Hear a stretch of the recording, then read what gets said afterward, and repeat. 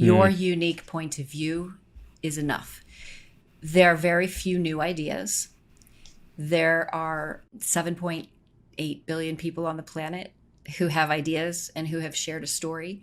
That doesn't matter because your unique point of view and how you share your story is important. Mm-hmm. And I think it's also important to remember that if you don't share your story, you're depriving someone from hearing from you. And that's selfish. Yeah! What's up, everybody? Your life alchemist, your dragon. Welcome to Alchemize Life.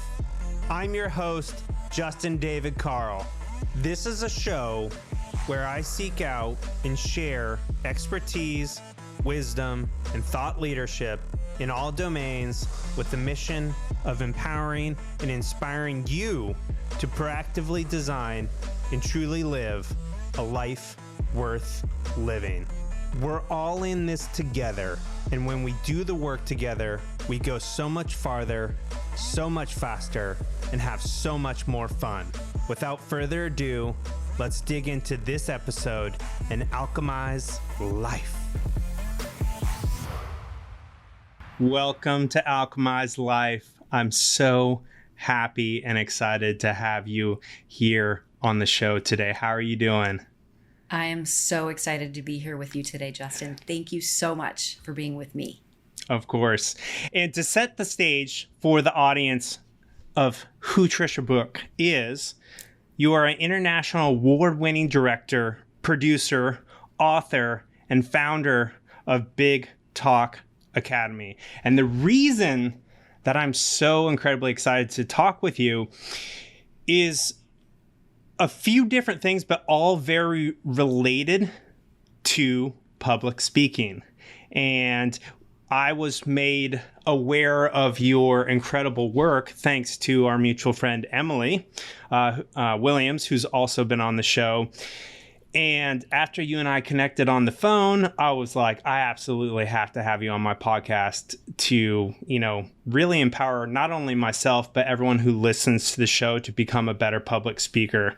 Because whether we like it or not, public speaking is a part of pretty much everyone's life, whether you're, in a meeting at work or giving a talk, at some sort of function, or even just, you're the bridesmaid or the groomsman, like the best man giving a talk. Like, it's such a powerful skill, but it is, one of the biggest fears most people have. So I'm really excited to dig into this topic with you. And to kick things off, I'd love to kind of understand your public speaking origin story. Like, how did you get where you are, where you have this incredible, public speaking coaching program, the Big Talk Academy? You've done like all sorts of work that I'm really excited to dig into around public speaking. But like, how did it all start? How did it all start? Such a great question. Let's first start with the fact that I'm a former dancer. And that meant that I spent most of my career on stages all over the world, not speaking. So let's just start there. I'm from Arnold, Missouri. I grew up on a farm, and I knew that I was going to move to New York City to pursue my career in dance. I absolutely knew that the moment I saw my sister standing on a stage dressed as a pink poodle. I wasn't interested in being a pink poodle or a tap dancer, but I felt a calling to being on a stage and to expressing myself through my body. I became obsessed with PBS and ballerinas, Gelsey Kirkland, Baryshnikov, and started reading Dance Magazine, went to the dance school that my sister was a part of and said, I want to be on point and be a ballerina. And they said, you're too young. You're only 7 years old. We don't put 7-year-olds into point shoes because their feet are still growing. And I said, fine, I'll do it when I'm 9. And that's exactly what happened. I worked very hard and started dancing on point at 9 years old. Knew that I would go to New York, and my dance teacher, who is still a very close friend, became my mentor. She took me to New York City starting at the age of 13 every single summer to dance at the Broadway Dance Center, Frank Hatchett, and I knew that I would land here. Went to college, moved to New York at age 20, danced all over the world with the Lucinda Childs Dance Company, and danced with Baryshnikov when I was with Lucinda Childs. Being able to manifest that dream and pursue a career that took me all over the world was unbelievable. Also, I knew that I was going to move out of dance. Dancers have short shelf lives because it's a very physical activity. I've had 2 knee surgeries, a foot surgery. And I wasn't interested in staying a dancer who was getting older and unable to do what I wanted to do. I knew that I was going to close that chapter on my life and move into something that I could have more impact. And Justin, what I understood is that when I was on stage, my impact was limited to the number of people in the audience and the length of time I was on stage. So it was fleeting. And even if you film dances and you show those films somewhere else, it's a very small audience. So I thought, how am I going to have the kind of impact I want? How am I going to have lasting legacy? I don't want to have kids. I've never wanted to have kids, so I'm not going to have that kind of legacy. What kind of legacy can I have? So I started directing, producing theater, making documentary films, and I was happily immersed in showbiz when a friend of mine, Petra Kolber, said, I just landed a TED stage. Would you please direct it? And I thought, sure, super fun, just like a one-woman show. And that's exactly how I approached it. I worked with her on choreography and blocking. We did script analysis. I directed her like any other actor. And I didn't think anything of it. It was fun, but I really didn't think anything of it. And then she planted the seed. You should do this. And I thought, do what? I had 0 online presence, was not on Facebook, not on Instagram, knew nothing about the online world, the world of public speaking, entrepreneurship, any of that. I'm an entrepreneur. I've always owned my own business, but I knew nothing about the online space. And at that moment, I leapt into the world because what I realized is if I can help speakers like Petra share their message with the world, the way I help my actors show up in their authenticity, that's the ripple effect that I have been looking for. That's the lasting legacy. Every speaker who takes a stage and shares their message touches someone in the audience. And that person in the audience shares that story with someone they know. And the exponential reach that is possible, the exponential reach of goodness that is possible, makes the world a better place. Yeah. That is incredible. So there's a few things I want to dig into because first, like, beautiful story, but it sounds like it happened overnight. Like you did this dancing and then, you went from dancing to directing and then you moved into public speaking. It sounds like it happened like, maybe in a year or 3. But help me understand, like, how long did you dance for? Like how many years? What age did that end? And then, like, what age did you get into directing? How long did that last for? And then, like, how long have you been doing, like, the TED Talk, the Big Talk Academy? Like, how long have you, like, been this public speaking, coach and entrepreneur? All right. Super. Love this. Timeline. Moved to New York at 20. Was gigging, doing gigs here and there with dance companies. Had no interest in being a poor dancer. I was never aligned with the starving artist mindset ever. I like to take myself out to dinner. I like to buy nice shoes and clothes.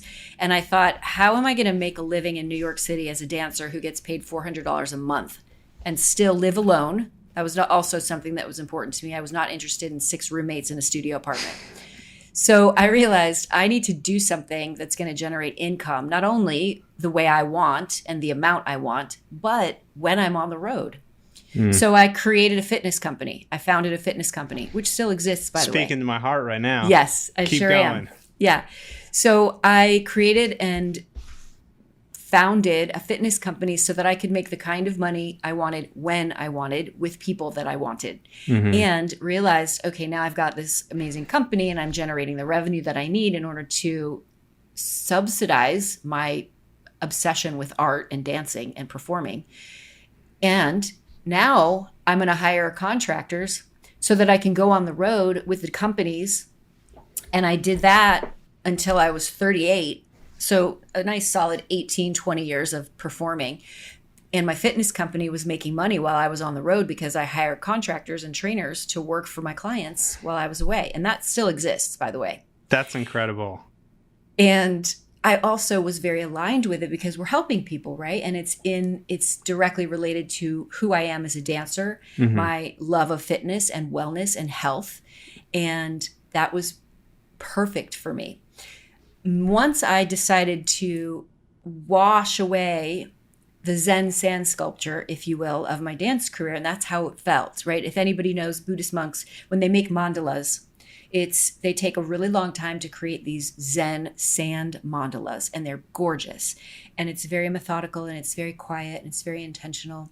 And when they're finished, they wipe it away. Because impermanence and detachment is part of our spiritual practice. And that's exactly what I did with my final dance concert, which was a one-woman show. It was a culmination of all the pieces that other choreographers had made on me as solos and my new choreography that I made on myself. Did the show at Dance Theater Workshop, had an amazing run, and simply moved on. Zero stress, zero angst, like absolute peace. Like you weren't like the athlete trying to hold on to his or her career and like one more year. You just wiped your hands clean and knew it was time. I did. And I didn't want to be that dancer who was still going to ballet class, starting to not be able to grand battement as high as I used to, not being able to do the triple pirouette anymore, only a double. I didn't want to do that. I had an incredible, powerful, beautiful, absolutely fulfilling career. And I knew that I had more in me. I knew that there was more. I didn't know what it was, but I had a knowing that there was more. And when I moved out of performing, right around the time that I was ready to stop dancing completely, I thought, okay, what would be next for me? I'll go back to school for physical therapy. I'll become a physical therapist. It aligns perfectly with the fitness company. Had no intention of being a choreographer or a director. And that's when John Turturro reached out to me. He's a director and a writer and an actor. He reached out to me and said, I am working on a new movie, a new feature film. It's a musical starring Kate Winslet, Susan Sarandon, James Gandolfini, Eddie Izzard, Steve Buscemi, Christopher Walken. Wow. I mean, right. Wow is right. Star power. And he said, it's a musical. And I am going to be at Mark Morris. I would love for you to come and meet with me and talk about the film. And I go to Mark Morris, and I had studied there and auditioned for Mark Morris a million times. It's in Brooklyn. And I get on the third floor, walk down the hall, and Susan Sarandon passes me. And she is stunningly beautiful, incredibly kind, and I'll tell you why I know she's kind in a second. So I walk past Susan Sarandon and I'm like, what is my life? This is so surreal. I'm about to walk into a dance studio with John Turturro, who I'm a huge fan of. And I just passed Susan Sarandon in the hallway. Again, did not have any knowing that I was going to choreograph a feature film on that day. Yet in the studio, John shows me the storyboards of the film. He gives me a script. We talk about the project. We talk about what it is. And he said, I want you to pretend to be Tula right now. And that's the character that Kate Winslet is playing. And there's a scene where she's really, really hot. She's so hot and sexy and she's on fire. And the scene cuts to, and it's in the imagination of the James Gandolfini, who was a dear friend character, where the New York City firefighters have to come and put her out because she's so hot. So he said, I'd like for you to dance around as if you are her in this scene to the Buena Vista Social Club. And I'm going to bring in the New York City firefighters. And then I just want you to improv with them. This is when I said, yes, and I'll do it. Literally dancing around a studio with the most amazing New York City firefighters, not knowing what I was doing, improvising what I thought it meant to be Tula on fire in this movie called Romance and Cigarettes. Cut to becoming the choreographer of this feature film. It's a full-on musical. I'm in every scene as one of the dancers. I play a nun. I play the baseball pitcher. I play the bucket lady in the fire scene because Tula's hot. We got to put out the fire. I'm an old Italian bucket lady. It was the moment where I realized anything is possible. And from there, I started choreographing for TV shows, Rescue Me, Black Box on ABC.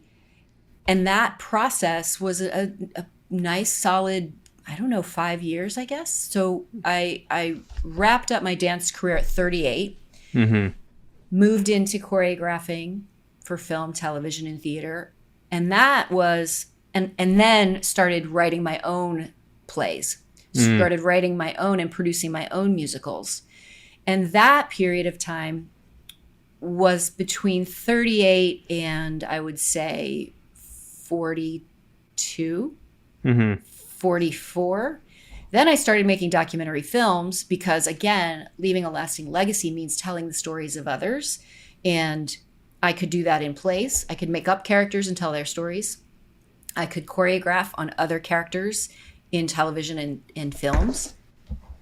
And I could make documentaries about incredible people, like the Buddhist chaplain at Rikers Island who teaches meditation to the corrections officers, or the story of a young girl who was being bullied in elementary school, and that caused her to want to take her life twice. So being able to just fully immerse myself in the world of showbiz in a way that had legacy. Yeah. So 7 years ago is when Petra asked me to direct her TED Talk. So 7 years is the journey between when someone asked me to me realizing this was the kind of impact I could have, in addition to making documentary films and theater. I'm still doing all that. And that process, and we can break that down as well, and I'll let you lead me into how you want me to break that down. That process has led me here to you today. It's been 7 years since I decided to use my voice to help amplify and elevate the voices of others.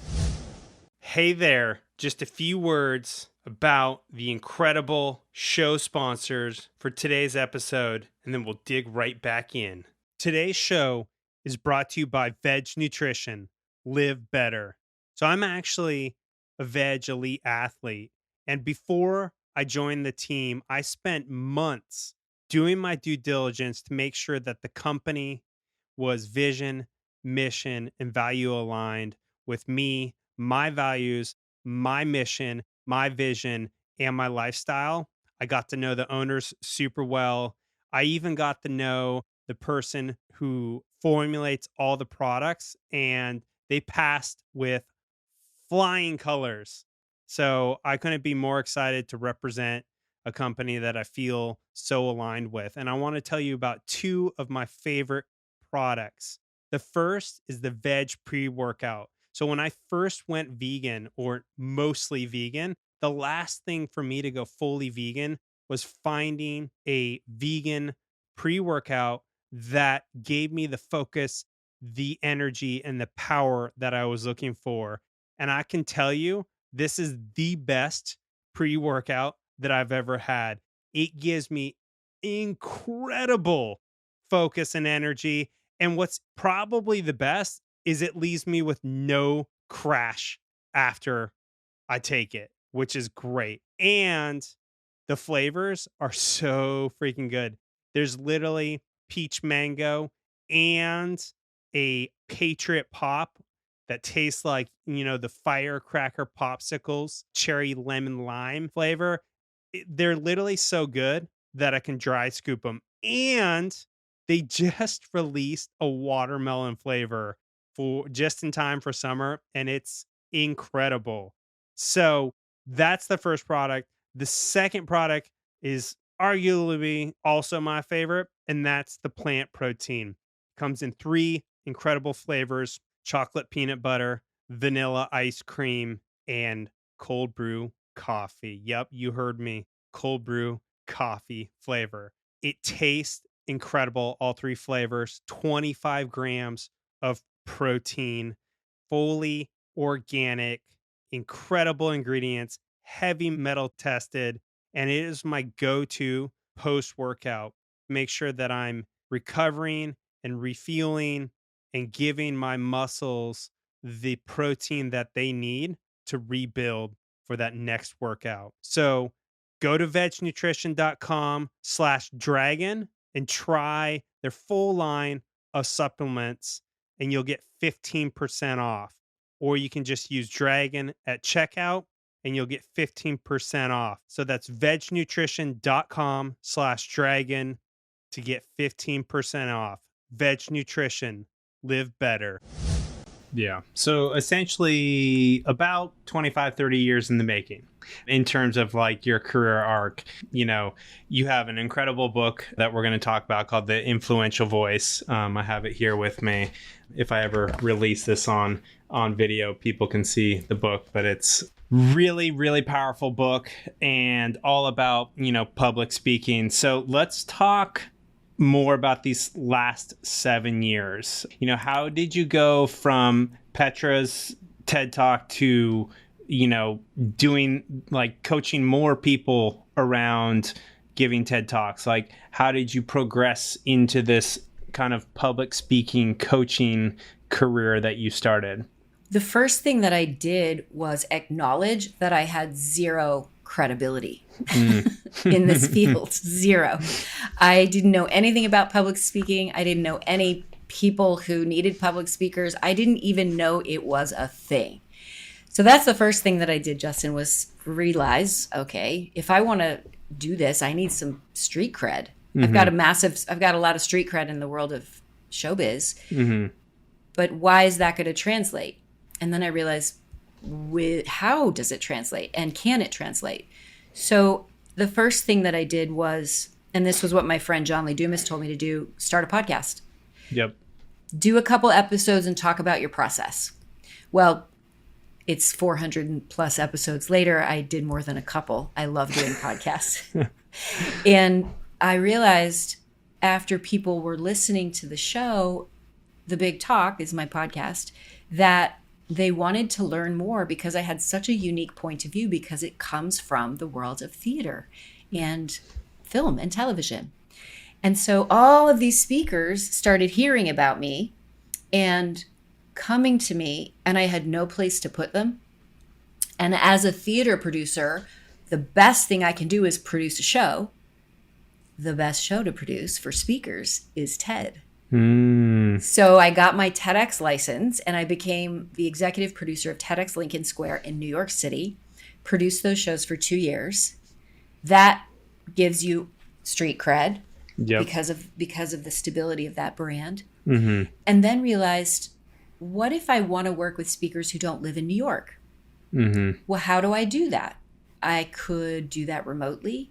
And that's why I realized I could start an academy and teach people my methodology, which is the art of the big talk, which is how to idea mine, which is something that I do when I'm thinking about writing a new play, a new musical.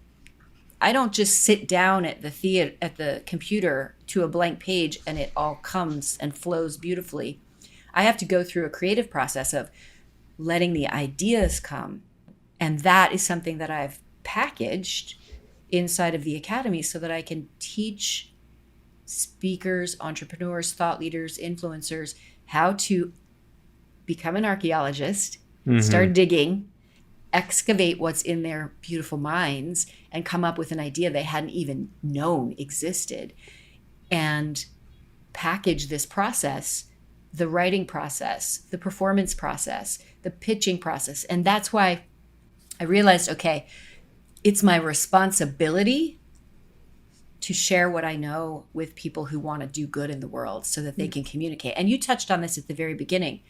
Whether you are giving a toast at a wedding Yep. or you're on a huge stage, or you are pitching your business for investors, or you're simply standing across the room from your students or across the table from your kids or your partner. Yep. Speaking and communicating will influence those who you are speaking to, and it comes with a great responsibility. Yeah.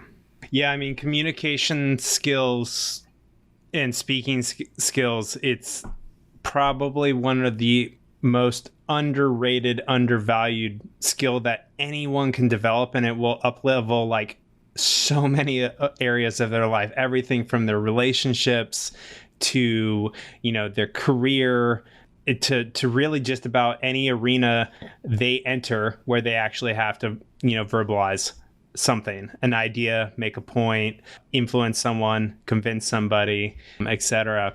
So I want to dig in a little bit more to public speaking, and I'm going to selfishly use myself as an example. I'm at 14 podcasts out, not 400 like you, and I've done plenty of public speaking in the sense of sitting across from clients and pitching, because I basically have done like B2B sales in Silicon Valley for the last 8 years now, almost 9 years now. So I'm very comfortable speaking to clients and pitching an idea and, like sharing a vision of a company and its services and its products. I also, have a fitness and money coaching program. So I'm used to kind of like coaching and speaking to clients, but I feel like I'm at the beginning of kind of my more public speaking career, of having a podcast and having this dream to one day, like, be on a TED stage. Like, I would be lying if I said that wasn't a dream that I've had for a very long time.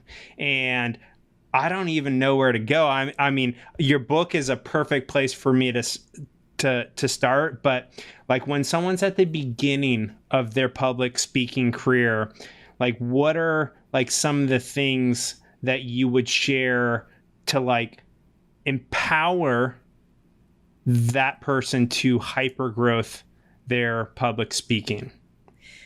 The first thing is, when you have the desire to speak publicly, get clear on why. If you want to take big stages because you want to be famous, that is not the right reason. Mm-hmm. If you want to take big stages because you want influence, impact, help people, change lives, save lives, have a lasting legacy, then your exponential growth as a speaker will come to you. The stages will appear. Mm-hmm. So get really clear on why you want to do it. And the other reason you need to get clear on your why you want to take big stages is because it's hard. It's not easy to write an exceptional talk. It's very difficult to memorize. It is extremely mysterious in terms of how to land paid speaking engagements. Mm-hmm. And I say that because it's the truth. It's a referral. It's a relationship. It is not something that you can count on when it comes to landing your $25,000 and $30,000 keynotes. Now, it happens and it's possible, and I do support speakers in doing that. But there is not some formula. There's not some magic link that you can click on. If some coach is out there saying, I can get you on paid speaking stages and you can make $600,000 a year speaking, they're lying to you. Mm-hmm. It's all about referrals, relationship building, being in the right place at the right time, leading with speaker, negotiating fees, all of those things. It's not an easy thing. Mm-hmm. So if you don't know why you want to do it, and if you don't have a white hot desire mm-hmm.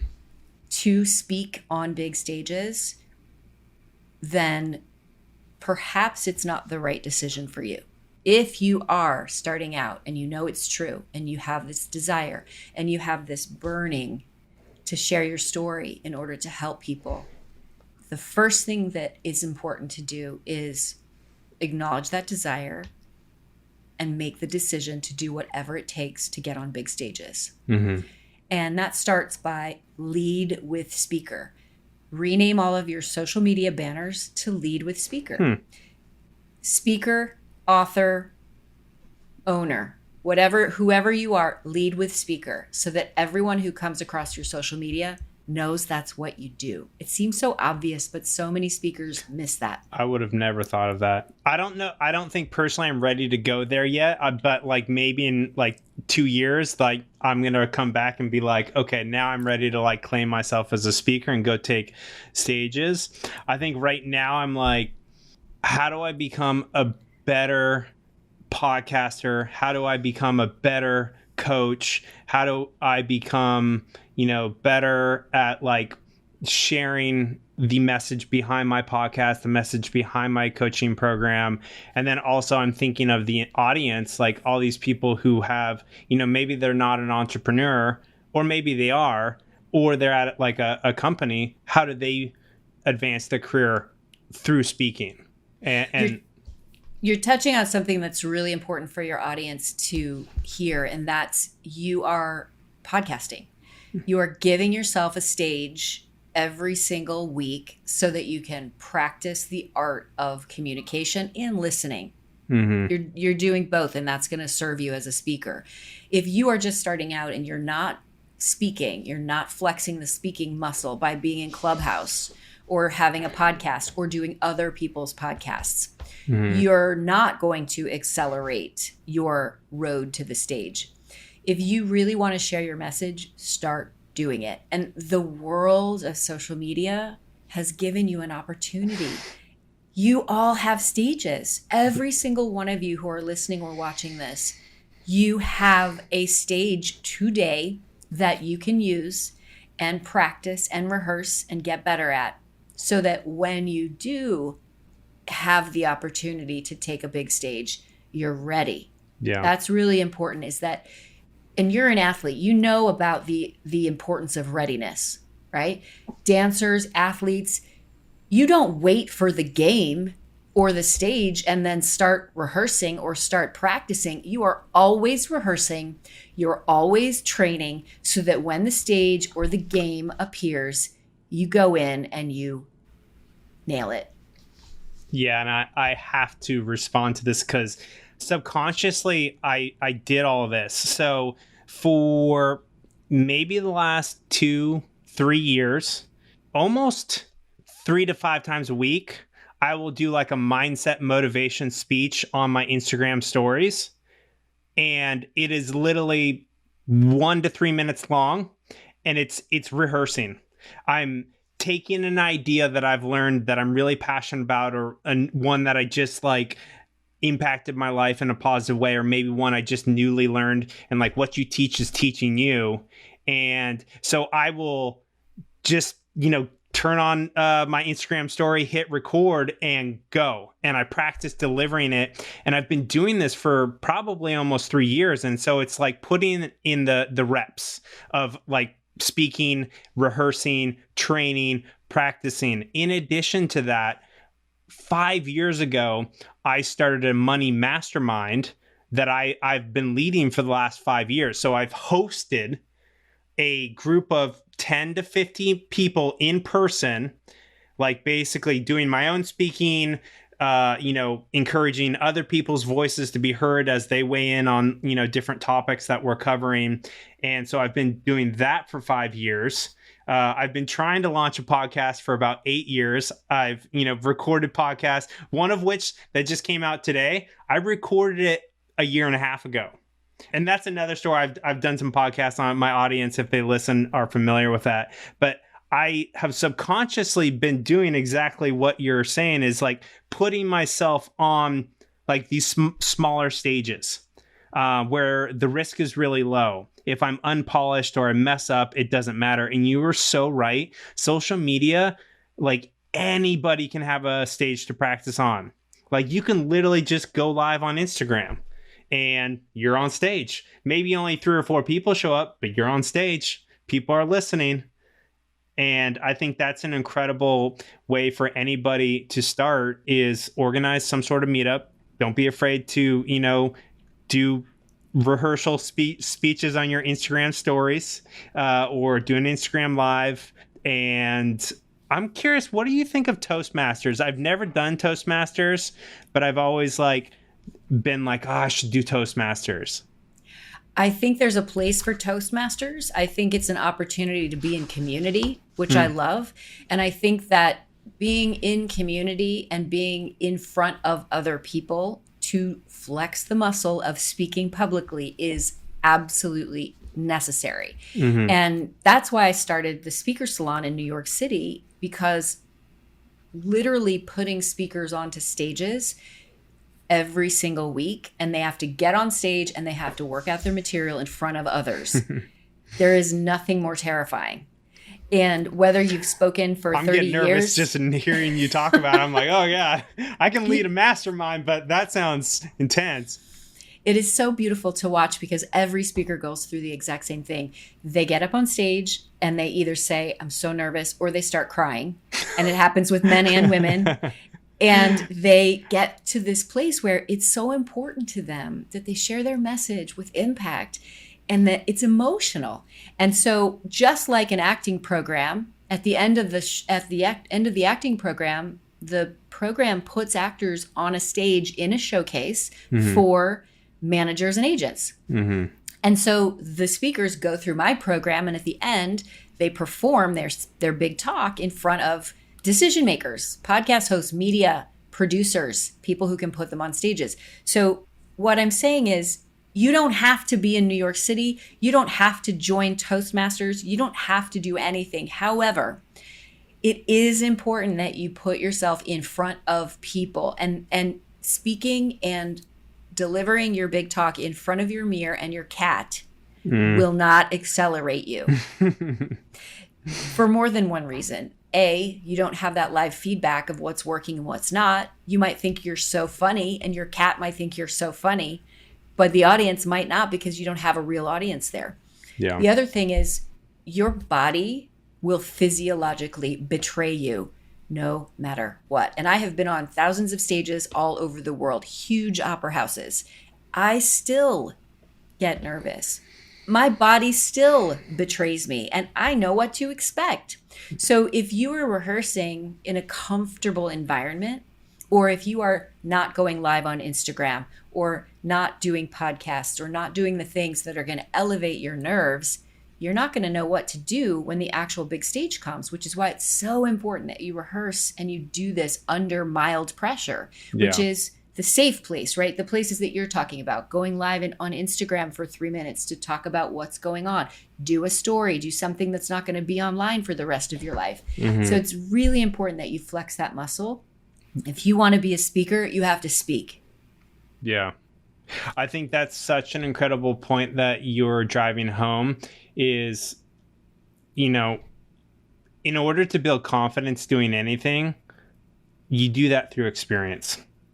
So if you want to become a great speaker, you got to speak. You got to put in the speaking reps and, training sessions through all the various ways, whether that's, through Clubhouse or meetups or podcasts or social media, or, joining the, speaker salon, or, maybe something like Big Talk Academy. So tell me more about how Big Talk Academy works. Like, what does that entail?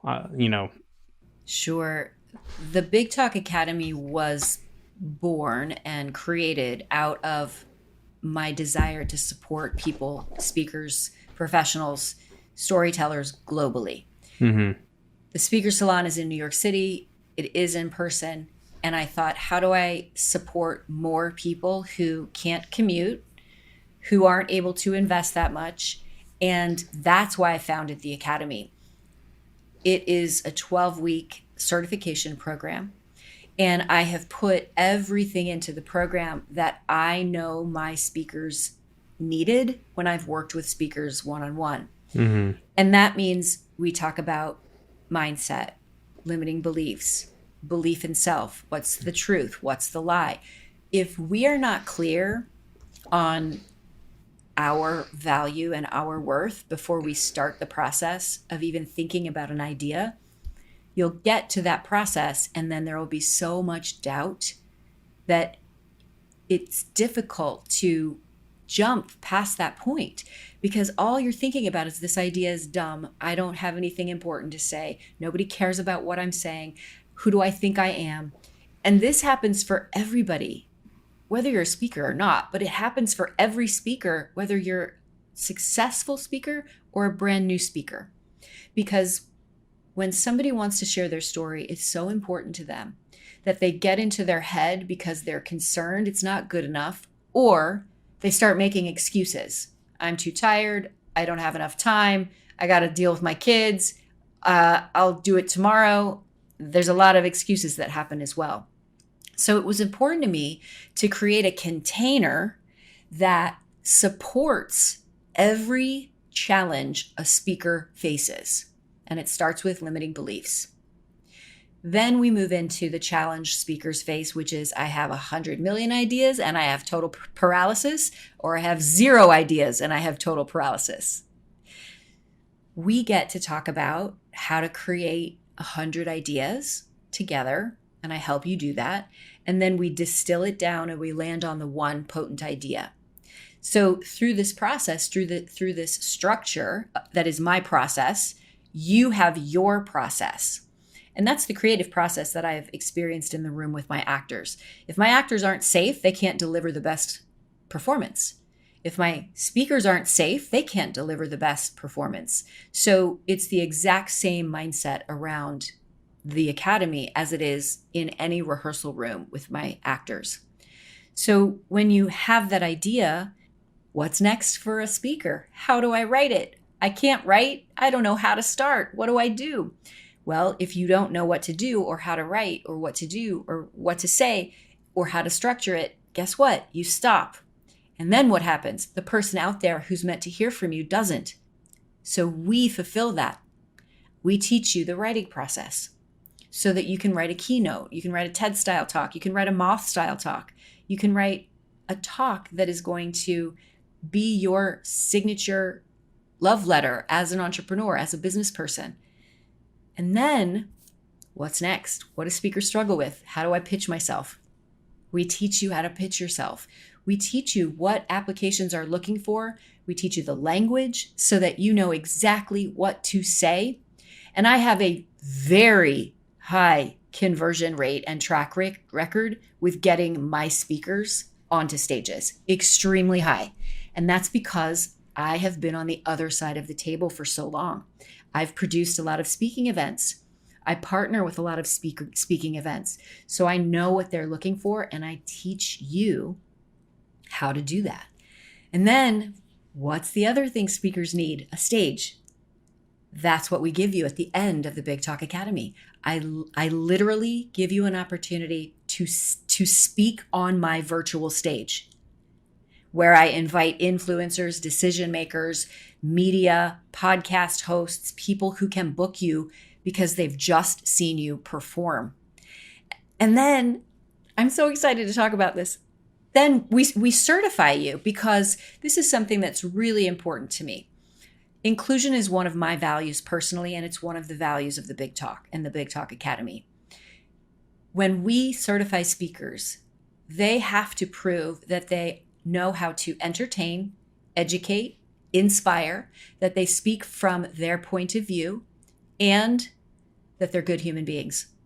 Because we want the speakers who show up early and on time, who are easy to work with, who deliver, who over-deliver, who are always asked back. And that's how anybody who knows me and who knows my speakers, they come to me and they say, we need a speaker for an event. And guess what? Now, all of the speakers from the Big Talk Academy who are certified are listed on the Big Talk Academy directory. So I just say, here you go. You have an incredible well of incredible speakers who are going to give you what you need, and they're going to be amazing human beings. That's incredible. So we got, in terms of your program, I think I caught it all, but I want to make sure I got it.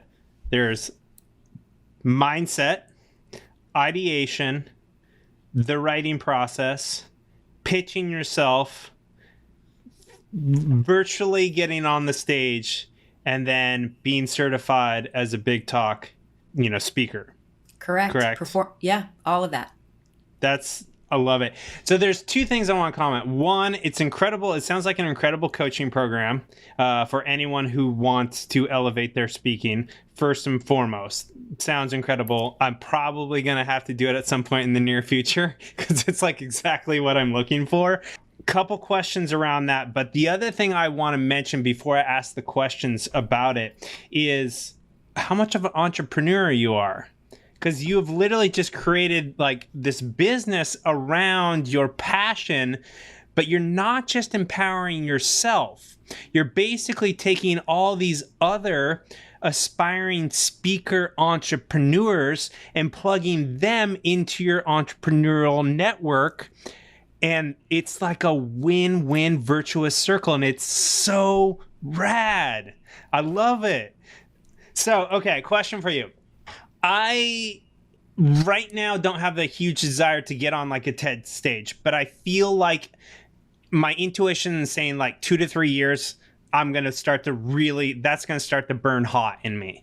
But right now I'm really passionate about becoming a better podcaster and a better coach. So someone in my position who's, either has a podcast or wants to start a podcast or has a coaching program, because I have a ton of friends who are like fitness coaches. That's, part of the world that I'm in. And would they benefit from going through aspiring podcaster or podcaster and a coach or aspiring coach benefit from going through the Big Talk Academy?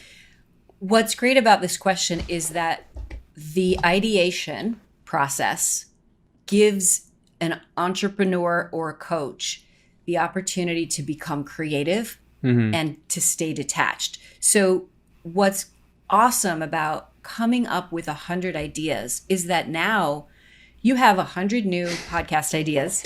You have 100 new thoughts that you can share with your clients about what you have just realized, or you've also gotten clear about what is important to you and clear about what's not. So the transformation is part of this process as well. And I didn't really talk about that. The transformation of the participants who go through this program is something that humbles me so deeply every single time. And the reason it humbles me is because they show up so vulnerably and so naked and I know it's because of how I show up and it's how I do it. It is my magic. I create this safe container so that everybody feels like they can be in their truth and that they are safe. And so anybody who goes through this program, yes, you're going to walk away with a talk and you're going to walk away transformed and walk away with confidence, clarity, and community. Love that. Yeah. And more ideas are percolating in my mind. So for me, I'm incredibly passionate about personal development and mindset, as you are. And I want to create more content on that. So essentially like mini speeches about, mindset and personal development that I can like create as reels on Instagram and eventually, on YouTube, because, upping my presence on YouTube is important to me in the next 1 to 2 years as well. And the fact that I would come up with 100 ideas that I could then turn into coaching modules, reels for people that are empowering in their life, free to the consumer, like inspirational, educational content, both on Instagram and YouTube. Like this sounds amazing. Or a book. Or a book, which is another thing I want to do. That's down the road too. So then it would help me basically refine, like, what are the ideas that I would actually put into a book? Absolutely. It's going to give you content generation and the creative process in a container where you have accountability and my support. So for example, if you wanted to come to the group calls where I lead those and say, okay, I have these 50 ideas and I'm thinking of going this direction or this direction, then I would give you that coaching. So the other thing to consider is you're not alone in this process. You actually have coaching from me and my coaches inside of these 12 weeks. I love that. So what about somebody who's, let's say they work, I have a lot of friends who work in, Silicon Valley like tech companies, and they're, the product manager or head of a team. Would they benefit from something like this? Like someone who leads teams at tech startups or, is maybe in sales, B2B sales, like would they benefit from something like this? The speaker salon is probably better because we work more on performance at the speaker salon. You definitely get an opportunity to pitch me on those calls. And I've had a lot of professionals who they know that they're going to be pitching their book to a publisher or pitching an organization in order to get funding, or a lot of startups will hire me to work with them because they're about to pitch investors. Yep. So that's something that I do a lot of. It's not something that we focus on inside of the academy. The academy is a little bit more specific to the product of the talk. Yeah. So you do get the performance support, but it's really, you walk away with a product. Yeah. I may have to introduce you to the CEO and founder of the Stanford startup that I'm a part of. I'm like one of the founding team members, but I've helped with a few of the investor pitches back in the day, but now like he does all that stuff on his own, but he would probably massively benefit from connecting with you. So I'll link you guys up.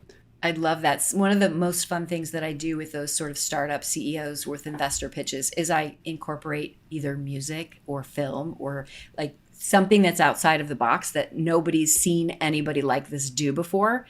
So it's super fun.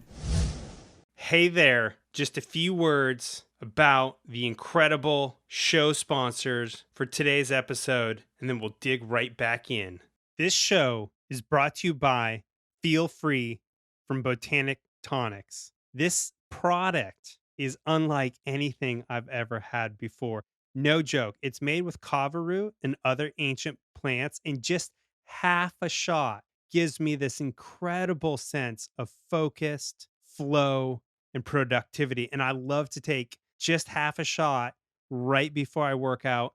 I take it with my pre-workout, and it takes my workouts to the next level. It is seriously unlike anything I've ever had. It's also an incredible productivity tool for any big work projects that you have or long periods of time where you just need to be super focused in flow state and get a lot of shit done. So if you want to give this a shot, you can go to botanictonics.com and use code DRAGON at checkout to get 40% off your first order. No joke. 40% off with code DRAGON. That's Feel Free from botanictonics.com, code DRAGON. Feel free, feel good. Yeah. Yep. I mean, because we'll be raising our Series B within the next year or so. So this is prime time for him to take his investor pitching, speaking skills to the next level. Wonderful. So let's talk about the book. Actually, before we go to the book, I just want to mention one thing, and I say this to everybody, and this is something that I learned, I feel like, too late. Not too late, but if I were to go back and give advice to my younger self, it would be to stop trying to do everything alone. I started working with a fitness coach back 8 to 10 years ago, finally got the body of my dreams. I, started working with professionals around like money and, finally became the multimillionaire that I wanted, even though I started 6 years behind on my taxes and I was 80 grand in debt. And I the entire time I was in debt or out of shape, I kept trying for, 10, 20 years to do it by myself.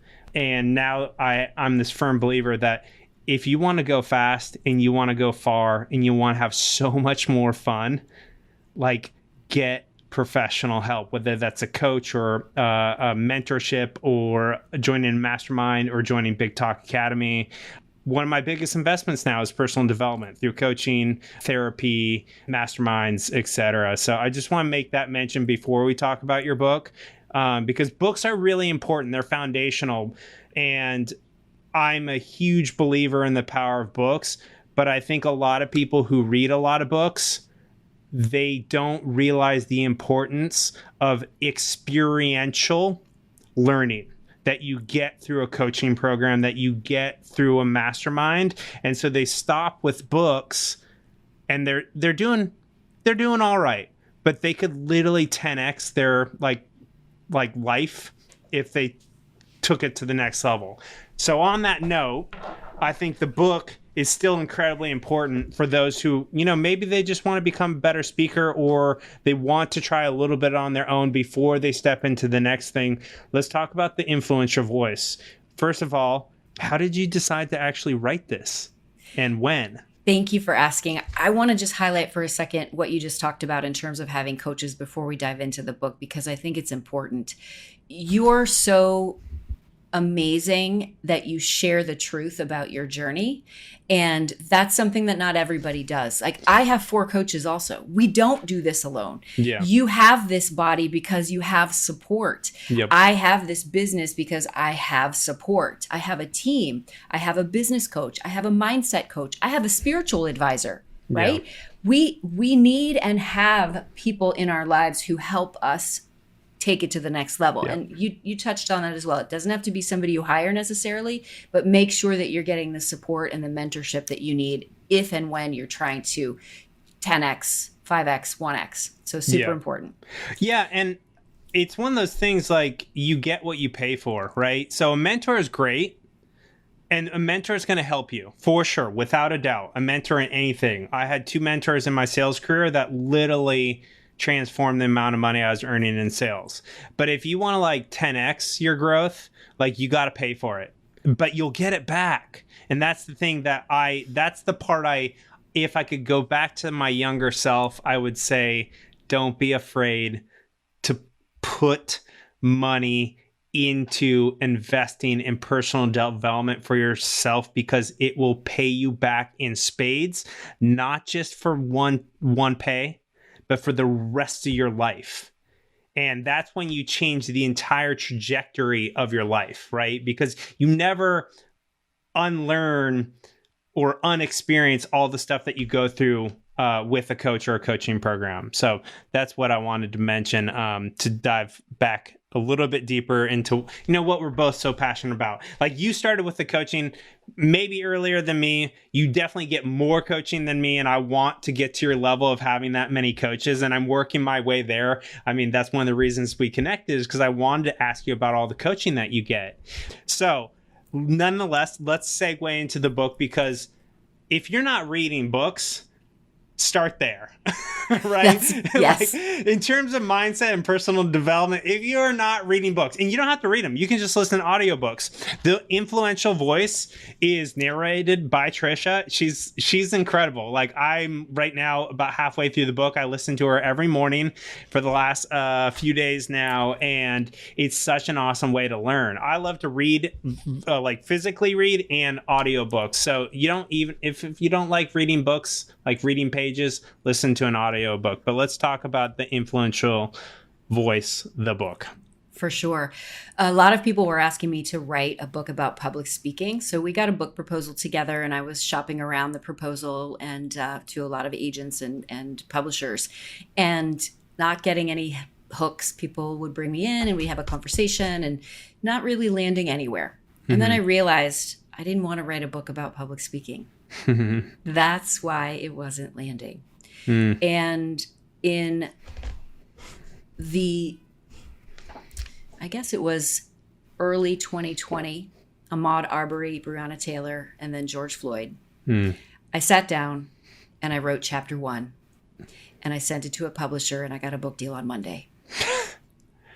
And what I realized is, it's not a book about public speaking. It's a book about how to have dignified, effective communication with one another, and how to allow everyone's voice to be heard. We do not have to all agree, but we all have to respect one another. And I thought, if I can create a book that teaches people how to have an influential voice and how to acknowledge that anytime you communicate with someone, you're influencing them, whether it is the barista or whether it is at Barclays Center in front of 15,000 people. That was my goal and my hope. Now, it's definitely my point of view.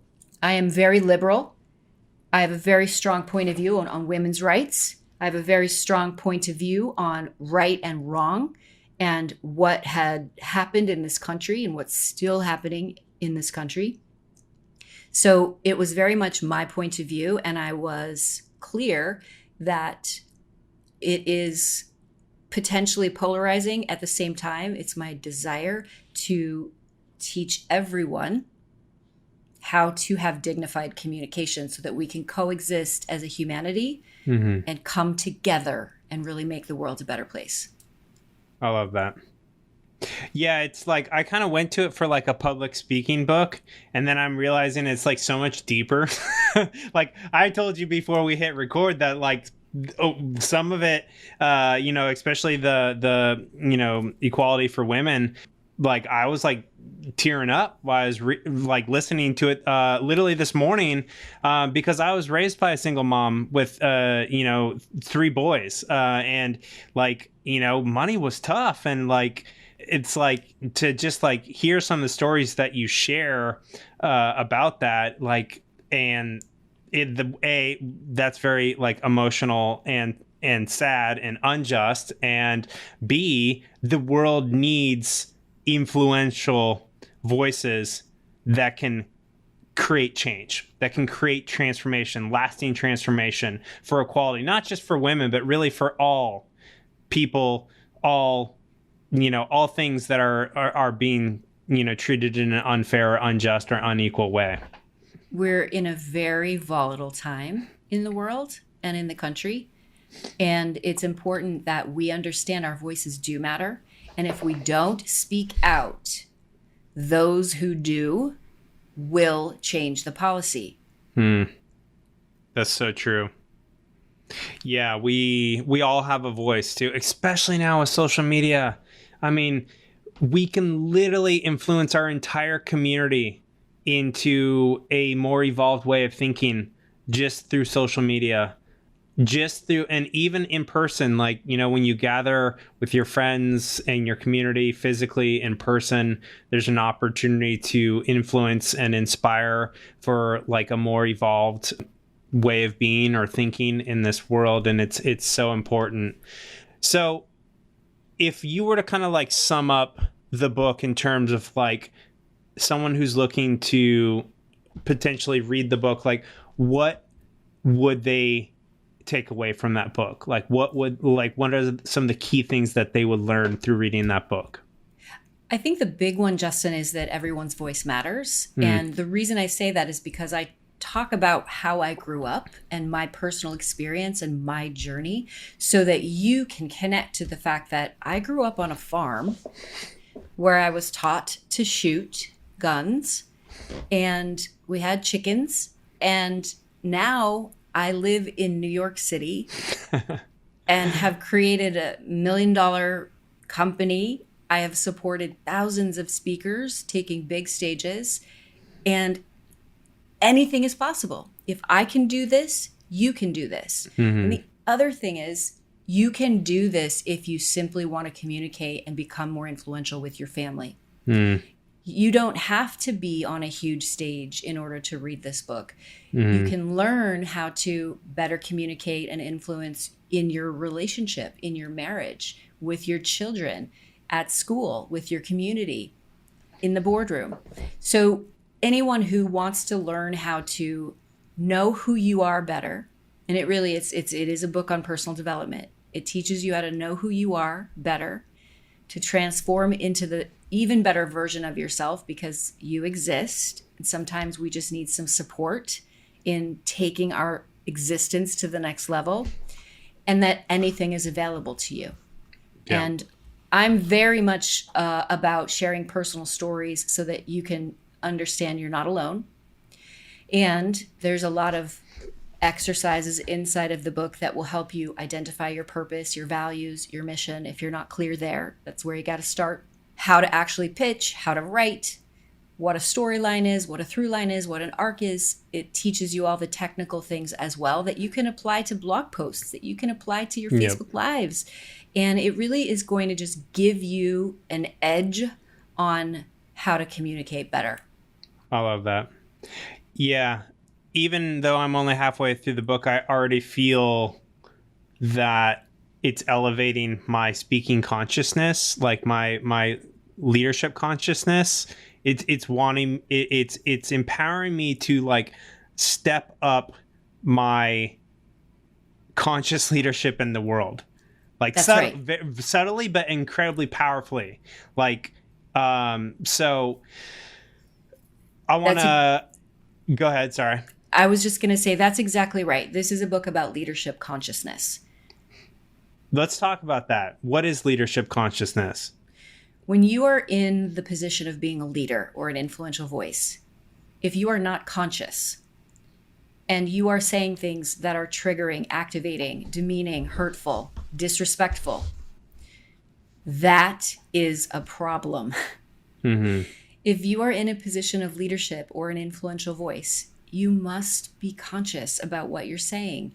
And now I'm not talking about freedom of speech here. I believe in freedom of speech. I believe that freedom of speech is important and that we should not cancel people because they're saying things that are offensive. I do also believe, however, that if we are in a role, in a position of leadership, we must be conscious and we must think about what we're saying, because the ripple effect of what you're saying is going to either hurt, help. You're either going to create love or hate. So you as a leader need to decide how to be conscious and if you're going to be conscious. I couldn't agree more. And I think whether you, and I'm speaking to the audience, know it or not, every single person is a leader in some way. They're a leader in their relationship. They're a leader in their family. They're a leader of, their team at work. They're a leader in their community. They're a leader in their circle of friends. And so it's really important to be aware of the responsibility that any position of leadership, which everyone has, carries. And I think most people are unconscious of the fact that they're a leader in some way, shape, or form. And because of that, they're potentially, creating, I'll say they're not creating love right. when they have an opportunity to create more love and more positive impact in this world. Right. I'll share a story with you quickly. I had a call before our call with the producer and the director of a documentary that I'm being featured in. And she said, "I'm so sorry I was 1 minute late. My daughter, my 5-year-old, really needed me. I've just put her to bed and she needed me in that last minute. Thank you for allowing me to give that minute to her." That's conscious leadership. I love that. She knew what her daughter needed and she was the leader in that moment. Yeah. And then she knew I would, of course, wait, but the way she handled it was conscious leadership. So I say that because you don't have to be in the White House, right? You don't have to be on huge stages. It is just the consciousness around your impact. Yeah. That's great. Okay. Somewhat related to this point really hit me in the book where you talk about healing before you share. And now with social media, like you can kind of share anytime with the entire world, no matter where you're at your, like on your healing journey. And so it's like, it's a double-edged sword. It's really powerful because, someone who's at a good place in their healing journey can like use that healing to heal the world and heal other people, or be a catalyst for that healing for others and be a catalyst for the world. But it's also like anybody can pick up that double-edged sword, right? So talk a little bit about healing before you share. This is so important. When you share before you've healed from a trauma, what you're doing is putting the audience in the position of taking care of you. Mm-hmm. And that's never where you want to be. You always want to take care of the audience. Mm-hmm. The reason that you always want to take care of the audience is because that's your job. As a speaker, it's your job to take care of us, to serve us, to be the expert, so that we are simply in receivership of your brilliance. And that could be a story, that could be content, it could be sharing a vulnerable, personal story or share. If you are not healed from a trauma, wait. Go through the process of healing yourself. Go through the process of understanding why it happened, how it happened, so that you can then make the conscious, again, going back to conscious leadership, the conscious decision to share the experience or the story in service of the audience, not so that you can heal from it by having the audience witness it. That's selfish. Yeah. You want to share from a healed place. You want to share from the scar, not the wound. Yeah. And I'll give you an example. Sarah Montana, one of the speakers who took my TEDx Lincoln Square stage, she submitted her application, the written application, about forgiveness. She wanted to teach how to forgive. Everyone knows forgiving helps you. Forgiveness is for us, but nobody teaches you how to do it. So she submitted her application about how her mother and brother were murdered on Christmas Eve. And I thought, I'll never be able to put this amazing woman on my stage. How could I? I'll be sad. She'll be sad. The audience will be sad. It'll just be sad. And then I realized, Justin, this is my challenge. This is my limitation. Maybe not. So I asked her to submit a video. And to this day, it was one of the most beautiful video submissions I've ever received, because she talked about how this happened in her life, the process that she went through to get to the other side, why she forgave the person, how she forgave the person. And she shares this story from a place of no emotion, factual retelling, so that the audience can relate to her and think, wow, now I know how to do it. And now I know that she can, so that I can. Hey there, just a few words about the incredible show sponsors for today's episode, and then we'll dig right back in. Today's show is brought to you by Fit Rich Vegan. If you're ready to get in the best shape of your life, double your income, and 10x your savings and investments, then this is the coaching program for you. But wait a minute, Dragon. Isn't this your coaching program? Heck yeah, it is. I spent the last 8 years mastering my fitness and my finances, and I've built an incredible coaching program with an incredible team to help you get the body of your dreams and finally achieve that level of financial success that you've been seeking.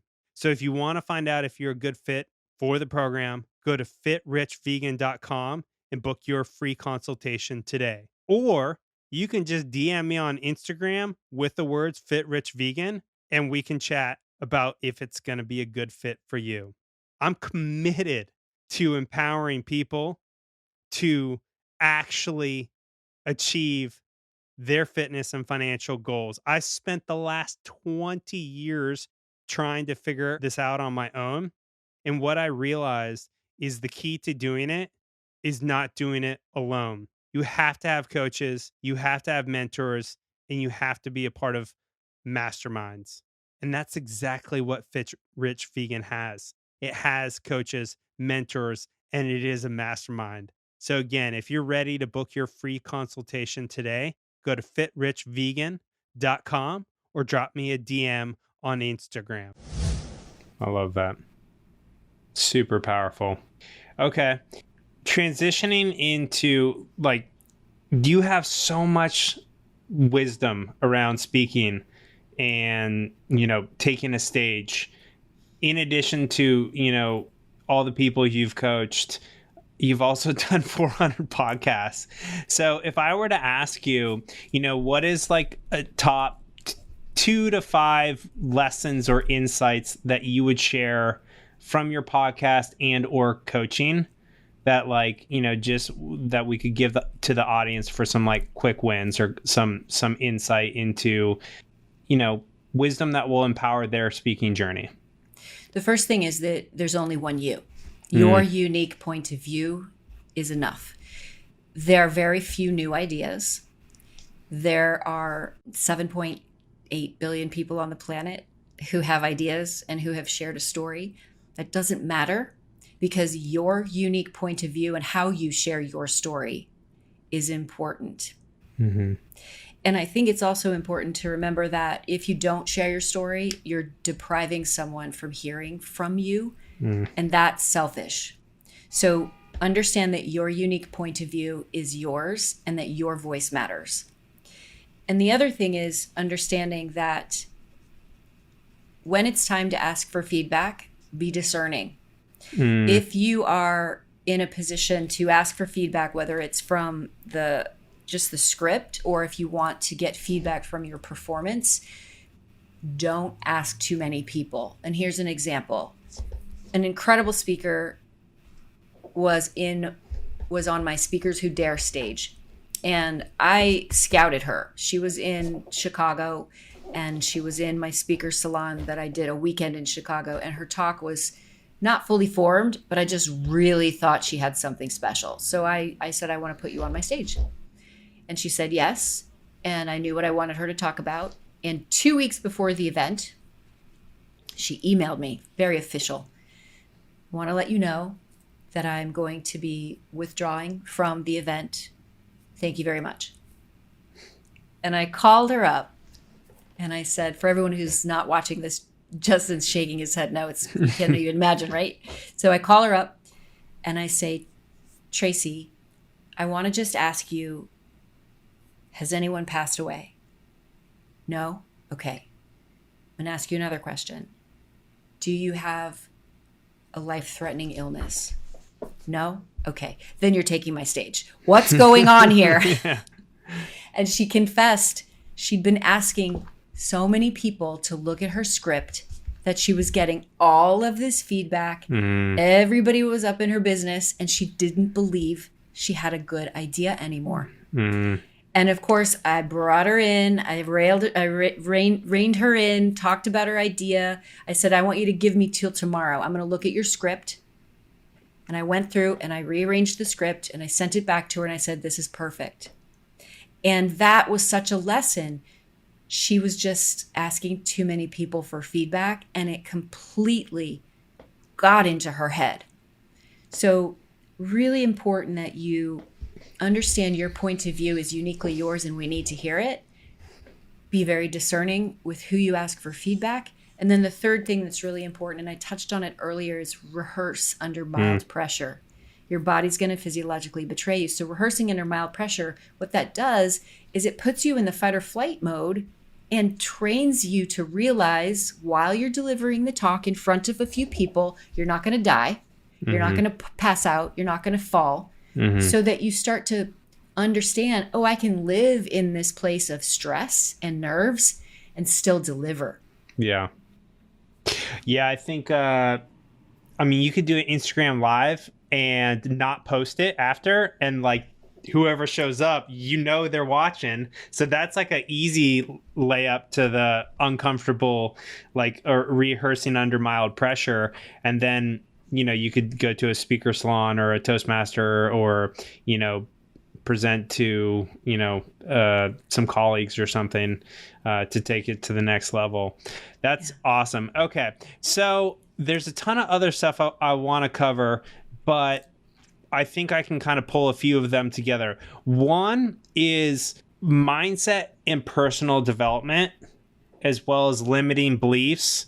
And I'm going to give you I'm going to see if I can thread this needle, plus insight, wisdom you'd share with your younger self, because I know you're so passionate about mindset and personal development, as well as working on limiting beliefs. Like, how would you have sped up your own journey if you were to go back and talk to a younger Tricia? I think I'm in the perfect energetic place in my journey. I'm not sure if speeding it up would have served. And what I do know is if I went back to tell my younger self something or to share, I would simply say, you know more than you think. And that's because I was living life for many years as an unconscious competent. Break that down for the audience real quick. For sure. I was extremely disciplined, determined. I have grit. I have a lot of talent. And I was still associating myself and my success with accidental. I accidentally became a writer. I accidentally became a choreographer. I accidentally became a director. I accidentally became successful. No. I design and curate. And when I tapped into that and tapped into source and understood that it's all available to me and got very intentional with how I wanted to design everything, that is when I accelerated. That is when I collapsed time. So I would tell my younger self, you know more than you think, and you're not unconsciously competent.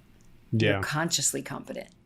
Okay. I love that. So what about someone who, you know, if they were your mentee, that is, 20 years younger, and they're just like starting to work on their limiting beliefs, starting to work on their personal development, what are some of the either ideas or resources or things you would share with that mentee to, you know, help them supercharge their own growth journey? There's so many free resources out there for support. And I would start with Abraham Hicks podcasts. Mm-hmm. We'll put in the show notes, everybody. So yeah, universal law, anything Dr. Wayne Dyer does and talks about. Dr. Wayne Dyer happens to be on my personal board of directors, by the way. Love that. Can I share with the audience?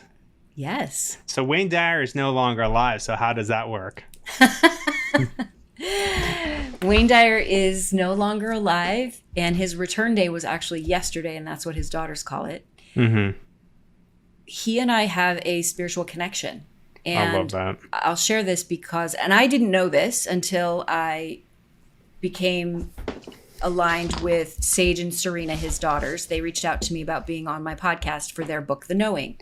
Oh, cool. And I said, of course, I'll have you on the podcast. So they sent me the book, and I take myself away every December to a receivership and meditation retreat. And what that means is I am in complete receiver mode. I'm available to source. Whatever downloads come, I'm available. So I'm on the beach with their book in receivership, and I'm reading the book, and I come to realize that Dr. Wayne Dyer's final speaking engagement was on, before he passed, before he returned, was June 27th. That happens to be my wedding anniversary. And I keep reading the book, and I come to learn that his return day was August 27th. That's my birthday.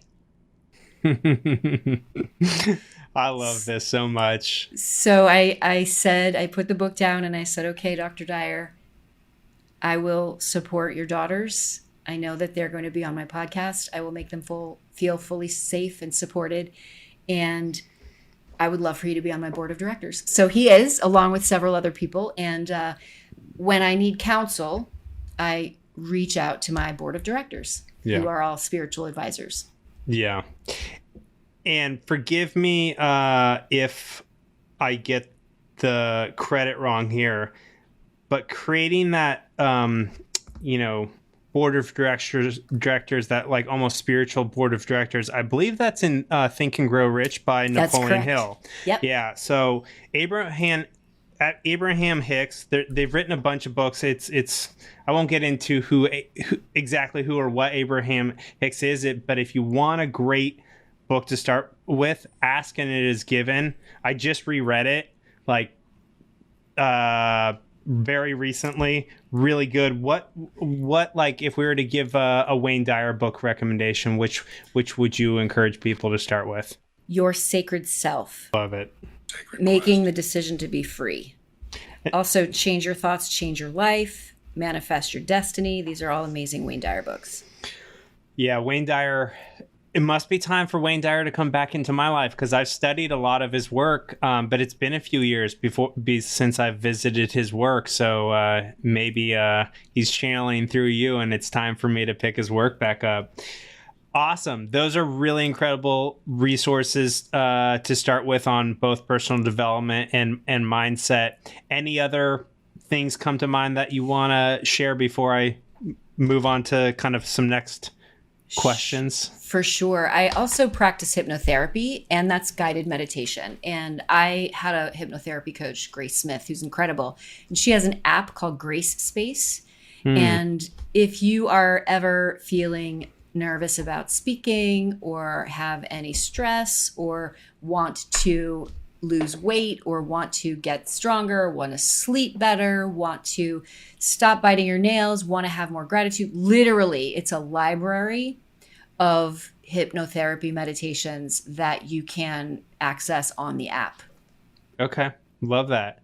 So on the same topic, what other workshops or coaching or therapy or masterminds have you done that have, changed your trajectory?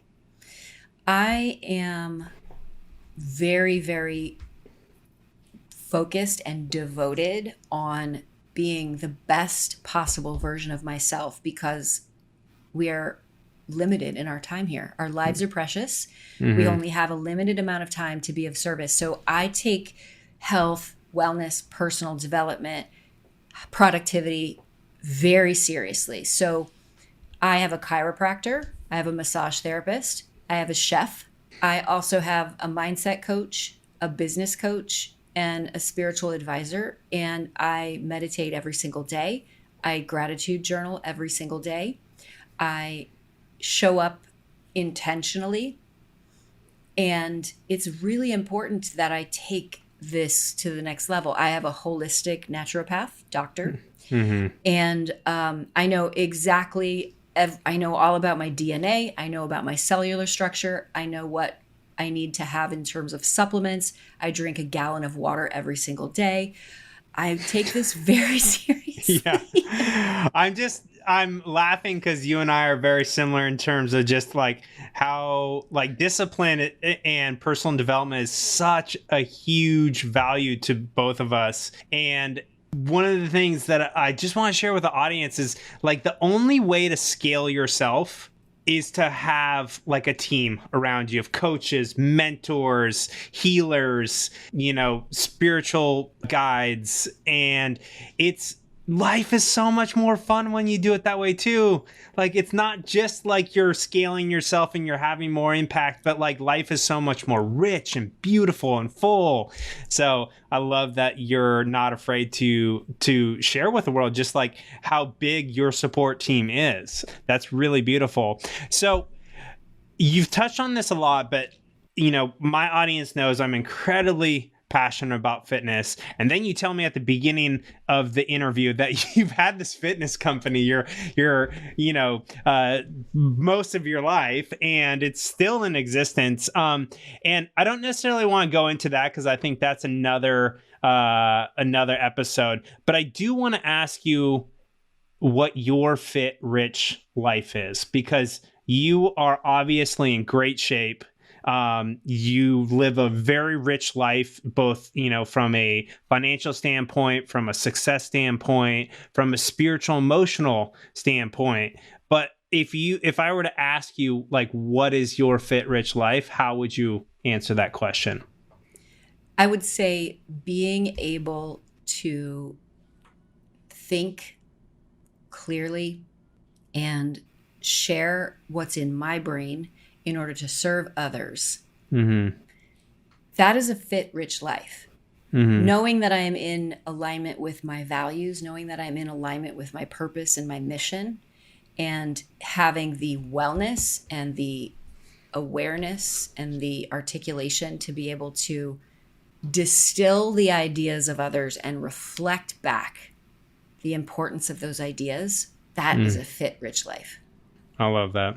Yeah, I would ask you how you proactively design and live your best life, but you pretty much just like told us, like with your meditation, your gratitude journal, like your chef, your multiple coaches, like it's so incredible. So as we start to wind this down, what are you most excited about? Like what upcoming projects or new endeavors or anything else that like is coming up, in the next, I don't know, one month to 1 year that you're just really, really excited about? I'm so excited about being able to invite more people into the Big Talk Academy. We're bringing on more coaches so that we can support more people inside of that container. I'm super excited about Big Stages, the documentary that I'm being featured in. We just wrapped all of the speakers and now we're kind of shooting my storyline. So we'll probably finish shooting all that footage by the end of 2022. So we'll start cutting it in 2023. I'm speaking at the Changemakers event in Toronto in September, which I'm really excited about. And I'm writing a new book. Oh, what's the book about? It's about Buddhism and leadership. Oh, how cool. I can't wait to read it. Awesome. All right. Well, one speaking like strategic nitty gritty tip. My audience asked me about it. I know it's a problem of mine. How do I stop saying, so, like, cool, awesome? I do it all the time. And I don't know how to stop. I did not hear you say any of those words in the last hour and a half. Okay. So do I just need to speak with more people like you? Speak with more intentionality. Be conscious of it. And when you catch yourself, don't apologize. Simply make a note and then move on. The more you become conscious of saying those words, the less you'll say them. The more time you spend with people who are saying like and so, right, the more you'll start saying it. That's so true. That's incredibly true. You are the average of the 5 to 20 people that you spend the most time and energy with. And that could be literally virtually on social media or whatever. So that's a great idea for me. I just need to listen to more podcasts that are really good speakers and spend more hours listening to good speakers. And then I will become a better speaker and I won't say like, so, awesome, cool as much. So this is great. Okay. Any last words of wisdom or anything else you would like to share with the audience? I have had such a wonderful time being with you, and you're an incredible host. You're a generous person, and I'm just so honored and thrilled to have had this opportunity. And for everyone who's listening, really, really allow this to wash over you. Your voice matters. I love that. Best place to find you online? TriciaBrouk.com, Tricia Brouk on Instagram, LinkedIn, Facebook, and anybody who wants to dive into chapter 1 of The Influential Voice, complimentary, hop on over to theinfluentialvoicebook.com/chapter and learn about your purpose, your values, and your mission. I love it. Well, thank you so much, Tricia. It was such a divine pleasure to spend this time with you, and I'm really excited for all the value that every listener is going to get. So thank you for your time, your energy, your wisdom, your insight, and we'll definitely have to do this again. I'd love to. Thank you, Justin. Thank you. Thanks for tuning in. And remember, literally everything can be used as an opportunity to learn, to heal, to grow, and to transform. So whatever is going on in your life, choose to consciously and proactively harness that energy and use it to alchemize your life to the next level. If you enjoyed the show, please share it with a friend or on your favorite social media and leave us a review on your favorite podcast platform. As always, you can find me at Justin David Carl on Instagram and all the socials, as well as at alchemizelife.com on the web. Until the next time, sending you lots of energy and plenty of dragon magic.